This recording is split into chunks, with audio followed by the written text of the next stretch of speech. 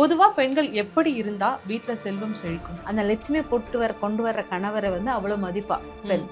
மதிச்சு அவருக்கு வேண்டிய பணிவிடைகள் செஞ்சு அந்த செல்வத்தை வாங்குவா. கொஸ்டின் கேட்கறதுட்டு அவ கூட சண்டை போடும்போது தான் அங்க செல்வம் லட்சுமி உன் வீட்டில் நிற்க மாட்டேன். தன் கணவரிடம் வாங்கும் பைசாவினுடைய தன்மையை வந்து நாசுக்காக வாங்கும் தன்மையை கற்றுக்கொள்ள வேண்டும்.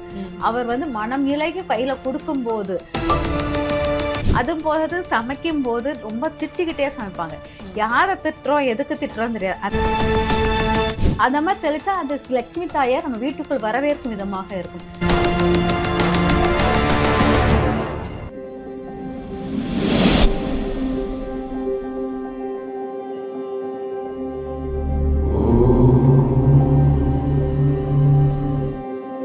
டேக்கு நேயர்களுக்கு வணக்கம். இன்றைய நேர்காணலுக்காக நம்மோடு இணைந்திருக்கிறார் ஜோதிடர் ஜெயந்தி ரவி.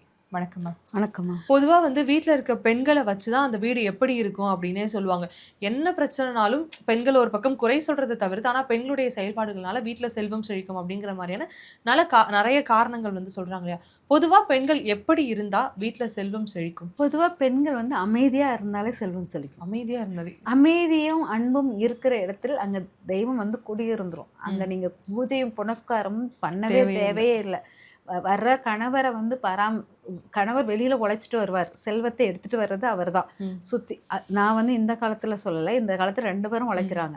அந்த காலத்தில் வந்து வெளியில அவர் அவ்வளவு சுத்தி எடுத்துட்டு வருவார், செல்வத்தை சேர்த்து வருவார். அந்த லட்சுமி கொண்டு வர்ற கணவரை வந்து அவ்வளவு மதிப்பா பெண். மதிச்சு அவருக்கு வேண்டிய பணிவிடைகள் செஞ்சு அந்த செல்வத்தை வாங்குவா. வாங்கி அதை பத்திரப்படுத்துற தன்மை அந்த மனைவிக்கு உயர்ந்தது. இதனால அவ வந்து என்னன்னா, அது வாங்கும் போது அவ கோவமாகவோ சண்டை போட்டு வாங்கினா அந்த லட்சுமி வாங்கின கையோட ஓடிடலாம். அதுபோது வாங்கும்போது அன்பாவும் அக்கறையுடன் அவரை கவனிச்சுட்டு அந்த செல்வத்தை அவர் கைக்கு தெரியாம நாசுக்கா உன் கைக்கு வந்துச்சுனாலே நீ செல்வத்தை கைப்பற்றி விட்டாய், உன் வீட்டு செல்வம் கூட போகுது.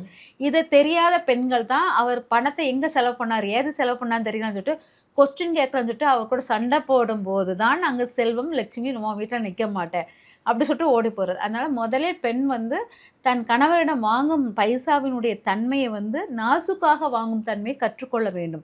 அவர் வந்து மனம் இலகி கையில கொடுக்கும் போது அதற்கு நீ உன்னை எவ்வளவு இலக்கி கொடுக்குறியோ அவ்வளவுக்குள்ள அவர் உழைத்ததை அவர் இலக்கி கொடுப்பார். எப்பவுமே ஒரு பெண் வந்து அவளுடைய சம்பாத்தியத்தில் முன்னேறுவது ரொம்ப போராட்டத்தன்மை. ஒரு ஆணுடைய சப்போர்ட்டோட இருந்து அவளுடைய சம்பாத்தியம் வரும்போது அது உழைப்பின் தன்மை கூடும். அதனால எப்பவுமே ஒரு ஆண் உழைத்த காசு தான் ரொம்ப செல்வ சேர்க்கைக்கு உதவியாக இருக்கும். ஆண் உழைத்தால் மட்டும் போதாது, அதை வாங்கும் திறமை பெண்ணுக்கு இருந்தாதான் செல்வம் சிறப்பாக இருக்கும். அதனால பெண் என்பவள் ஆண்கிட்ட வந்து பைசாவை வாங்கும் திறன். அழகாக பூ வைத்துக் கொள்ளுங்க, அழகா ட்ரெஸ் மாத்துங்க, நல்லா பார்த்த உடனே மணக்கிற தன்மையுடன் வரும்போது நீங்க ஸ்ப்ரேகரி போட தேவையில்லை. மஞ்சள் பூசி ஒரு தலையை சீவி ஒரு பூவை வச்சுட்டு மங்களகரமாக இருந்தால் அதிலே ஆண் வந்து இதாகி அதுக்கு ஒரு உட்கார்ந்து ஒரு காஃபியோ டீயோ கொடுத்து ஒரு 4 வார்த்தை அன்பாக பேசிட்டு அவரே தன்னை அறியாமல் கொடுக்கும்போது அந்த செல்வத்தை பத்திரப்படுத்த வச்சுக்கோங்க. சண்டை போட்டு வாங்குற காசு உங்களுக்கு நிற்காது. நீங்கள் எவ்வளோ அன்பாக பேசி ஒரு பைசா வரட்டு வாங்குறீங்களோ அந்த பைசா பத்திரப்படுத்தி வச்சிங்கன்னா அது நிலைக்கும் செல்வமாக மாறும். அந்த மாதிரி ஒரு கணவன் வரும்போது தன்னை வந்து எவ்வளோ ஒரு மகாலட்சுமி மாதிரி தன்னை அலங்கரித்து கொண்டு ஒரு பேசும் வார்த்தையில் இன்முகத்துடனும் நல்ல தேன் கலந்த பேச்சு மாதிரி பேசி அவரை அன்பாக பார்த்து உணவுகள் நிறைய பரிமாற்றம் பண்ணி அவர்கிட்ட இருந்து நீங்கள் பைசா வாங்கும்போது அது ஒரு முதல் குவாலிஃபிகேஷனே அதுதான். 2வது குவாலிஃபிகேஷன் வந்து என்னென்னா, நீங்கள் பாத்திரம் விளக்கும் போது நிறைய பெண்கள் வந்து சவுண்டு கொடுத்துக்கிட்டே இருப்பாங்க.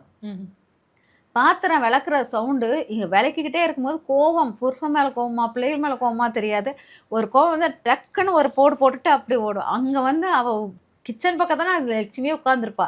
நீங்கள் போடுற பொருளை லட்சுமி ஐயோ இந்த இடத்துல நிற்கவே மாட்டேச்சு அவள் ஓட்டமாக ஓடிடுவாங்க. அவ்வளோ சவுண்டு போடுவாங்க. அதுவும் போது சமைக்கும் போது ரொம்ப திட்டிக்கிட்டே சமைப்பாங்க. யாரை திட்டுறோம் எதுக்கு திட்டுறோம் தெரியாது. அந்த ஹீட்டுடைய இது வந்து தாங்காது அவங்களுக்கு. தாங்காதோடனே அப்போ வந்து அவங்க கத்துற கத்தல் வந்து அந்த அந்த உணவில் வந்து விஷமாக மாறும்.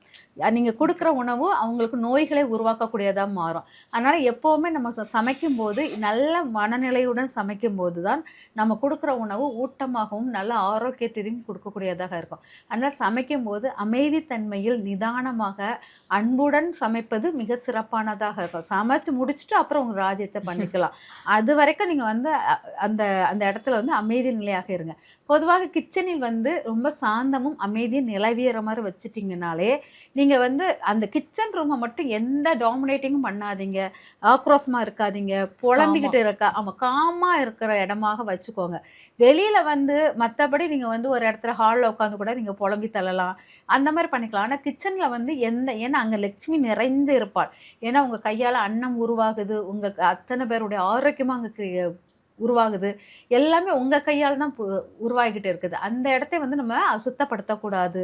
அதனால் பெண் வந்து நீங்கள் வீட்டை கிச்சனை வந்து அடிக்கடி தொடச்சிக்கிட்டே இருப்பாங்க. அதாவது என்னுடைய மருமகளை கூட எடுத்துக்கலாம், ஒரு காஃபி போட்டுட்டு அதில் ஒரு 2 ட்ராப்ஸ் பால் சிந்திருச்சுன்னா ஆமாம், நான் இப்படி வர்றதுக்குள்ளே பார்த்தா அங்கே வந்து ஃபுல்லாக தண்ணி வச்சு தொடச்சிருப்பேன். என்னடி ஆச்சு அப்படின்னா, ஐயோ என்னால் இருக்க முடியாது அப்படி சொல்லிட்டு க்ளீனாக தொடச்சிடுறது. திரும்ப ஒரு சாம்பார் வைக்கிறோம், அது ட்ராப்ஸ் எப்படி சிந்தாமல் இருக்கும், ஒரு 2 ட்ராப்ஸ் சிந்துனா கூட உடனே அதெல்லாம் துடைக்கிறது.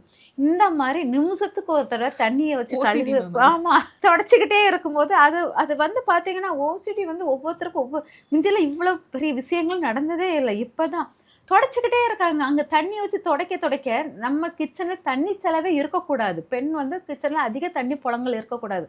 அந்த காலத்தில் அரிசி கழுவின தண்ணியை கூட வெளியில் ஊற்றுவாங்க, கிச்சனில் ஊற்ற மாட்டாங்க. கிச்சனில் சிங்கே கிடையாது, வெளியில் போய் கொல்லப்புறத்தில் போய் ஊற்றுவாங்க. பாத்திரம் கழுவுறதுக்குலாம் கொல்லப்புறம் வச்சுருப்பாங்க. இப்போ என்னென்னா கிச்சனுக்குள்ளேயே எல்லா தண்ணி எல்லாமே சிந்துரும். அடிக்கடி அதை வந்து கழுவுறது துடைக்கிறது. ஏன்னா அந்த இடம் நெருப்புத்தன்மை நீங்கள் கூலாக்கிட்டே இருந்தீங்கன்னா அங்கே எப்படி ஆரோக்கியம் வரும்? அதை வந்து நம்ம எந்த காரணம்னாலும் சொல்லிக்கலாம், ஆனால் அது ஒய்யாமல் துடைக்கிறது இதெல்லாம் இருக்கக்கூடாது. மிஞ்சி போனால் நைட்டு சிம்பிளாக ஒரு லைட்டாக தொடங்க, காலையில் கண்டிப்பாக துடைச்சிட்டு தான் சமைக்கணும். காலையில் வந்து எல்லா பூச்சிகள் என்னென்ன கிருமிகள் எல்லாமே அங்கே வந்து கரப்பான் எல்லாமே அங்கே வந்து மேய்ஞ்சிட்டு போயிருக்கும். அதுக்காக நம்ம லைட்டாக தொடச்சி எடுத்துகிட்டு அப்போ சமைக்க ஆரம்பிங்க. நான் நைட்டு துடைப்பதை நான் என்றைக்குமே இது பண்ண மாட்டேன். நீங்கள் சாயங்கால நேரத்தில் தொடச்சி முடிச்சுருங்க, கழிப்பறைக்கு எடுக்க வேண்டியதெல்லாம் எடுத்துருங்க. ஆனால் நைட்டு வந்து 6 மணிக்கு மேலே பண்ணக்கூடாது. தண்ணி சிந்தாதீங்க, எச்சில் பாத்திரத்தை வெளியே கொட்டிக்கிட்டு இருக்காதீங்க. இதெல்லாம் வந்து மறுநாள் காலையில் பண்ணுவது தான் சிறப்பாக இருக்கும். அதனால் நான் வந்து மறுநாள் காலையில் 4-5 பாத்திரத்தை எடுத்து கழுவிட்டு, நம்ம என்ன செய்வோம்னா அந்த காலத்தில் கிச்சன் உள்ள எல்லா பாத்திரத்தையும் மறுநாள் காலையில் எடுத்து வெளியே போடுவாங்க. எல்லாத்தையும் கழுவிட்டு திரும்ப எல்லாத்தையும் வரிசையாக அடுக்கிட்டு தான் அப்புறமே சமைக்க ஆரம்பிப்பாங்க. அப்படி ஒரு நாளுக்குள்ளதை மறுநாள் காலையில் தான் எடுப்பாங்க. ஏன்னா நைட்டு நம்ம முன்னோர்கள் மூதாதையர்கள் எல்லாரும் வருவாங்க. அங்கே நீர் இருக்கணும், சாதம் இருக்கணும், எச்சில் இருந்தால் தவறேது இல்லை. எல்லாமே நம்ம பிள்ளைகள் புழங்கி எடுத்த விஷயங்கள் எதெல்லாம் அது பார்த்துட்டு போவாங்க. ஒன்றுமே சமைக்காத வடுவே தெரியாத மாதிரி இருக்கிறது அங்கே சரியாக வராது. அதனால் நம்ம சாப்பாடு மிச்சம் இருக்கிறதும் நீர் திறந்து இருப்பதும் எல்லாமே இருந்தால் மூதாதையர்களுடைய ஆசீர்வாதம் முழுமையாக இருக்கும் அப்படிங்கிறது அர்த்தம். அதனால் மறுநாள் காலையில் எல்லாத்தையும் தூக்கி வெளியே போட்டு பாத்திரத்தை எல்லாம் க்ளீன் பண்ணி அடுக்கி ஒன்று போல் வச்சுருப்பாங்க. அது பளிச்சுன்னு கிச்சனும் நல்லா இருக்கும். இது வந்து பெண்கள் அதை செய்ய தவறுறாங்க. அதையும் ஒழுங்காக செஞ்சாங்கன்னா உங்கள் சிறப்பான ஒரு இந்த லட்சுமியோடைய அம்சம் நல்லா இருக்கும். அதே மாதிரி காலை எழுந்தவுடன் பெண் வந்து காலையில் எழுந்திரிச்ச உடனே பின்வாசலை திறந்து தான் மின்வாசலை திறக்கணும். ஏன்னா நைட்டு நம்ம தூங்கி இருக்கோம், தூங்கினோன்னா மூதேவி கூடி இருந்துருவா. அப்போ மூதேவி வெளியே ஏற்றினால்தான் ஸ்ரீதேவி வீட்டுக்குள் வருவாள். அதனால் பின்னால் திறந்தீங்கன்னா மூதேவி பின்வாசல் வழியாக போயிடுவா. ஸ்ரீதேவி அதுக்கப்புறம் பின்வாசலில் தொடப்பம் எல்லாம் வச்சுருப்போம், அதை எடுத்துகிட்டு முன்னால் வந்து கதவை திறந்து முத்தம் தொளிக்கிறது எல்லாம் பண்ணுவோம். முத்தம் தொளித்து தண்ணி தெளித்து ஸ்ரீதேவி வரவேற்கிற விதமாக பண்ணுவோம். இதை வந்து நம்ம இப்போ பண்ணுறதே இல்லை, பின்வாசல் வைக்கிறதே இல்லை.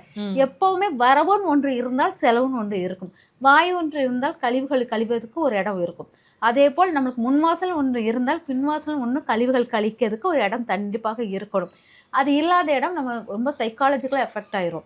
நம்ம கழிவுகள் வெளியே போகிறதுக்கு இடமே எல்லாமே வீட்டுக்குள்ளேயே சுற்றிக்கிட்டு இருந்தால் நம்ம எப்படி ஆகும் மூதேவிகள். அதனால பின்வாசலும் ஒன்று வைக்கணும். சப்போஸ் இது வைக்கலை அப்படிங்கிறவங்க வந்து கிச்சன் பக்கத்தில் உள்ள ஜன்னலை திறந்துட்டு அதுக்கப்புறம் மின்வாசலில் போய் திறங்க. ஓகே, அதை மாதிரி திறந்துட்டு நீங்கள் வந்தீங்கன்னாலே உங்களுக்கு லட்சுமி கடாட்சம் உருவாகக்கூடிய தன்மையாக இருக்கும். எப்போவுமே முத்தம் தொளிக்கும் தண்ணியை வந்து தெளிச்சுட்டு அப்படியே கொஞ்சம் கொஞ்சமாக எடுத்து நம்ம பூஜை ரூமில் விளக்கேற்றுற இடத்துல வந்து இப்படி தெளிச்சு விடுவாங்க. அந்த மாதிரி தெளிச்சா அது லட்சுமி தாயார் நம்ம வீட்டுக்குள் வரவேற்கும் விதமாக இருக்கும். தண்ணி வைத்து அப்படி கூட்டிகிட்டே வர மாதிரி இருக்கும்.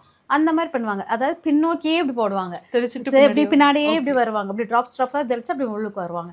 அந்த மாதிரி இருக்கும்போது அந்த இடம் வந்து ரொம்ப சுபிட்சமான ஒரு வளர்ச்சியை கொடுப்பதாக இருக்கும். இந்த மாதிரி நம்ம ஒவ்வொரு சின்ன சின்ன விஷயம் நல்லா கரெக்டாக பண்ணிட்டோம்னாலே ரொம்ப லட்சுமியுடைய அம்சம் கூட நிறைய இருக்கும். பெண்களுடைய செயல்பாடுகள் அதிலும் குறிப்பாக வந்து நம்ம செய்கிறப்போ இந்த தவறுகள் பண்ணுறோம், இதை சரி பண்ணிக்கிட்டாலே வந்து லக்ஷ்மி கடாட்சம் வரும், வீட்டில் வந்து செல்வம் செழிக்கும் அப்படின்னு பல தகவல் என்னோட பகிர்ந்திருக்கீங்க. ரொம்பவே நன்றிங்க. நன்றிமா.